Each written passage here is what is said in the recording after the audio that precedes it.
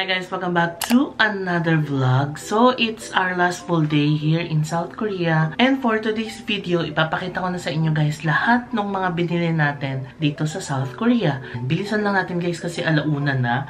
Alas 2 ang checkout time natin. E naisip ko, bago ko yung impake, i-haul na natin. Saglit lang naman ako mag-impake, mga 15 minutes. Kaya ko yung i-impake. So, ang mahalaga, i-haul na natin siya. Para bago ko yung impake, diba? At least, ma-film na natin siya.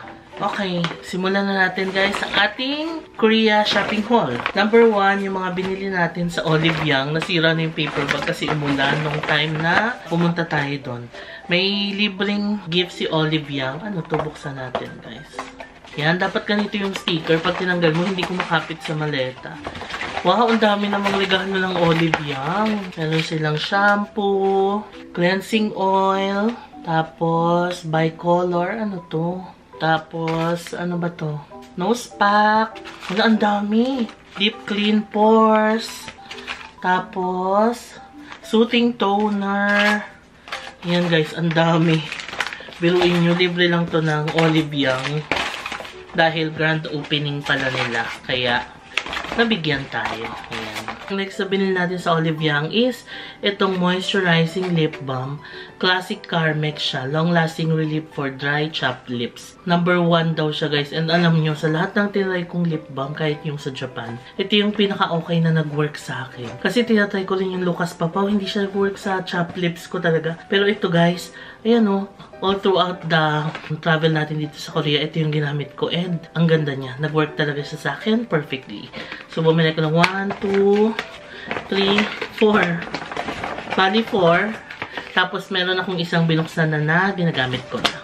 Next na binili natin sa Olive Young is itong Hello Bubble na pangkulay ng buhok. Si Jennie ng Blackpink. Ayan, para kay mamang yan. Tapos, ito yung moisturizer na nirecommend sa akin nung staff ng Olive Young. Tapos, Centrum guys. From Olive Young din. Ay, ito pa pala yung Carmex. Bali, 5 pala yung Carmex ko plus yung nakabukas, 6. Tapos, last but not the least na binili natin sa Olive Young is yung Ariana Grande na perfume na Cloud. Super bango nito guys. As in, yung first time ko na maamoy siya, bangong-bango ko sa kanya. Ayan. Yung packaging niya, as in may cloud talaga siya. Ayan o. Nakaganyan siya guys. O. Maliit lang yung binili ko kasi namamahalan ako sa malaki. So, that's it for the Olive Young. Okay, next guys is yung sa Misha. Ito maganda to. Ginagamit namin to kapag may mga events, kanon. Para siyang liquid foundation. So, Misha, Perfect Cover BB Cream. Ang shade namin ni sis na ginagamit is number 23. Natural beige siya. So, naka-promo to sa Misha guys. 3 plus 1. So, parang nasa around 2,000 pesos yung apat. So, 500 pesos ang isa. Siyempre, bibigyan ko si sis para kapag kagamitin niya. Okay, next na binili natin guys is sa Garden Shop. Naalala niyo yung sa Garden of the Morning Calm. Yung Garden Shop Cosmetics Aroma Mint Spray. Ito yung i-spray mo lang sa batok mo or sa likod. Nakaka-relieve siya ng stress. Okay, next na binili natin guys is the pabango. Yung Grand Hand na pabango. Ang pangalan nito guys ay Susie Salmon na pabango. And ang maganda sa kanila, ito-customize nila. So, yung pangalan mo, itatatak nila doon sa pabango. Or kahit anong gusto mong ipalagay na maximum of 10 letters. Yan. Susie Salmon na Grand Hand.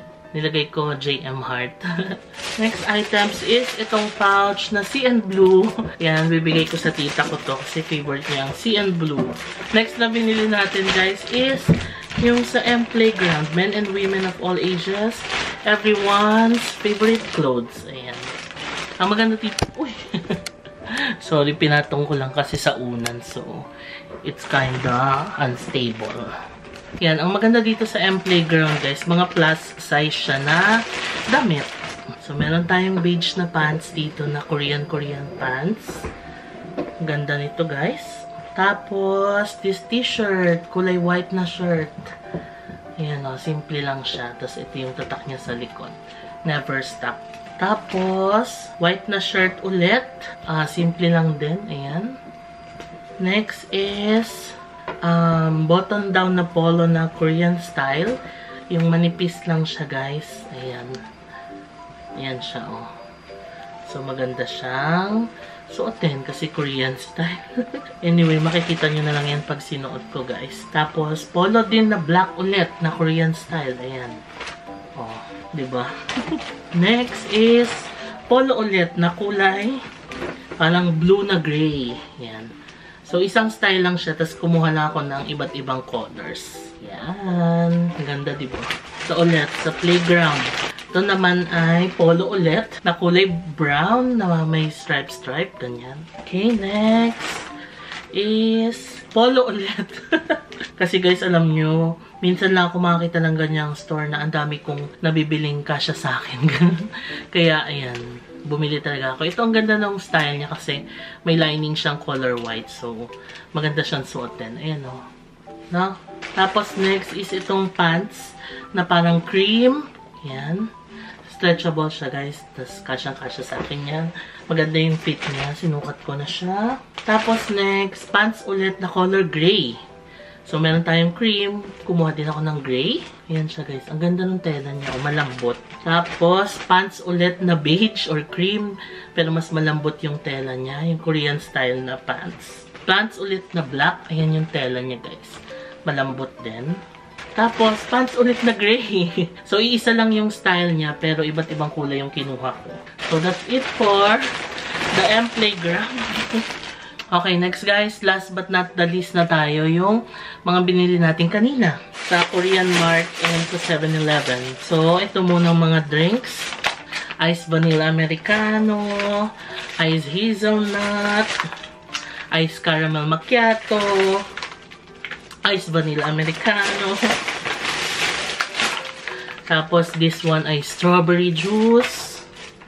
Peach. Tapos, apple mango. What else? This one. Ano ba to guys? Grapes. Kulay green na grapes. Tapos, orange. Kasi request yan si sabi niya, gusto niya matry yung mga drinks na nakaganyan. So, binila natin siya. Tapos, yung 5 honey almond na nabili natin, guys. Meron tayong 3 hazel na, ay, ano ba to? Tiramisu almond, 3.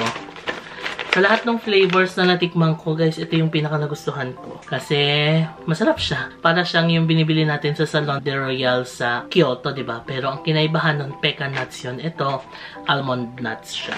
Tapos, honey butter and cookies and cream. Yan, bali 5 to. Next is itong Gana na biscuit. Tapos, Hershey's marshmallow na chocolate. Mahilig si sis sa mga hot chocolate. So, yan. Tapos, bumili tayo ng Binch na biscuit. Hershey's na Choco Mochi cookies. So, 2 yan. Binili ko. Tapos, Binch ulit na hazelnut flavor.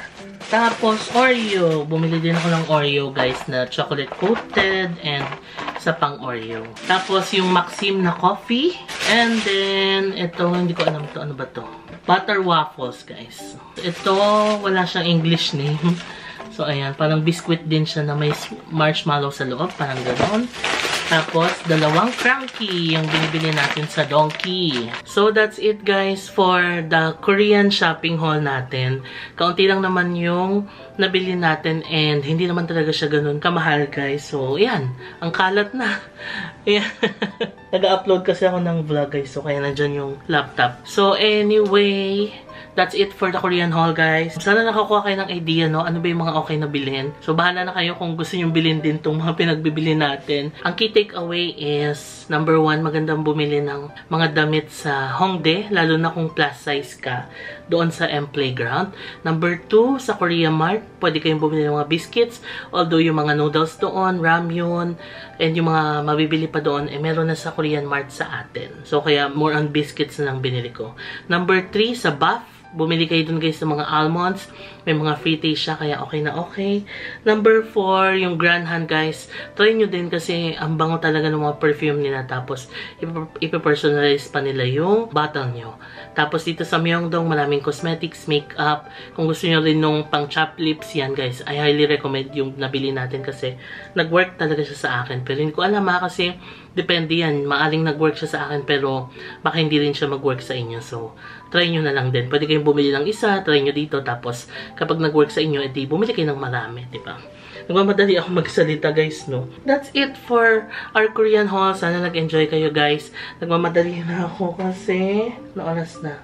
1:20 na. So, 2 PM ang check out. Kaya natin yan. Mag-i-impake na tayo.